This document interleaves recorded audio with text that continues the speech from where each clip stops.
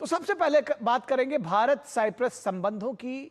और भारत और साइप्रस ने अपने द्विपक्षीय संबंधों को रणनीतिक साझेदारी के रूप में बदल दिया है।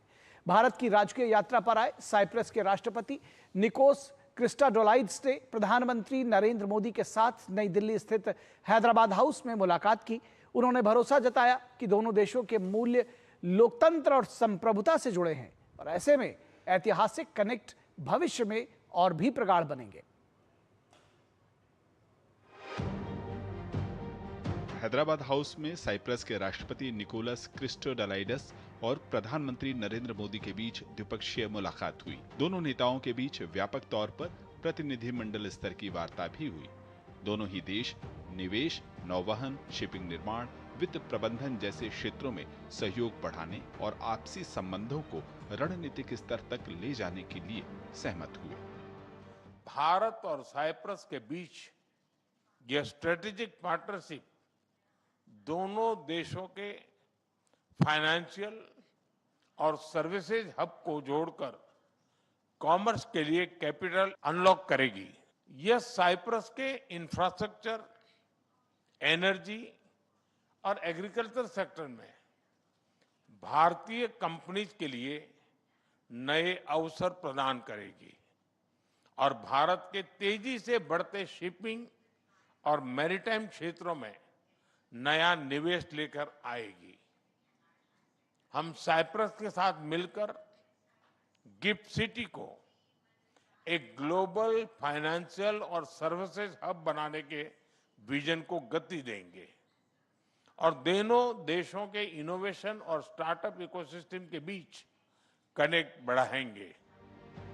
विदेश मंत्रालय द्वारा सोशल मीडिया पर साझा जानकारी के मुताबिक इस यात्रा और दोनों नेताओं की आपसी मुलाकात के बाद कुल 14 लिस्ट ऑफ आउटकम सामने आए हैं, जिसमें रणनीतिक साझेदारी के अलावा आतंकवाद, व्यापार और निवेश, रक्षा और सुरक्षा सहयोग, राजनयिक प्रशिक्षण, तकनीक व नवाचार, साइबर सुरक्षा, डायलॉग सर्च और रेस्क्यू पर समझौते हुए हैं।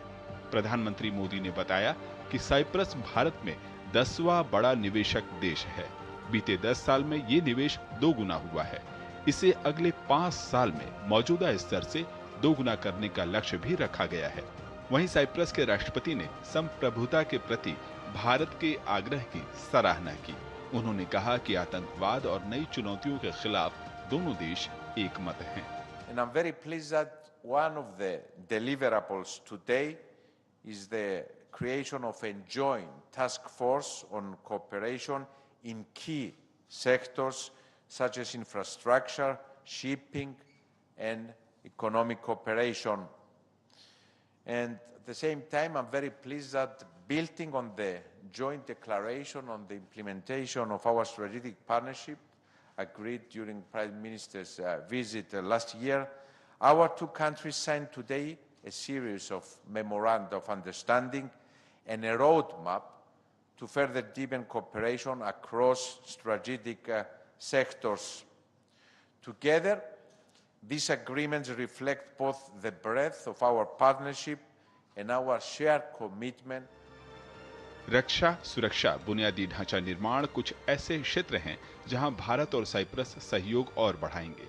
वैश्विक संघर्ष को लेकर दोनों देशों ने संयुक्त बयान के दौरान शांतिपूर्ण हल निकालने के आग्रह को दोहराया।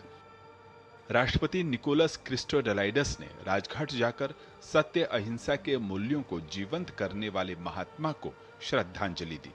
अस्थिर दुनिया में भारत ने भी संघर्षों के कूटनीतिक हल पर जोर दिया।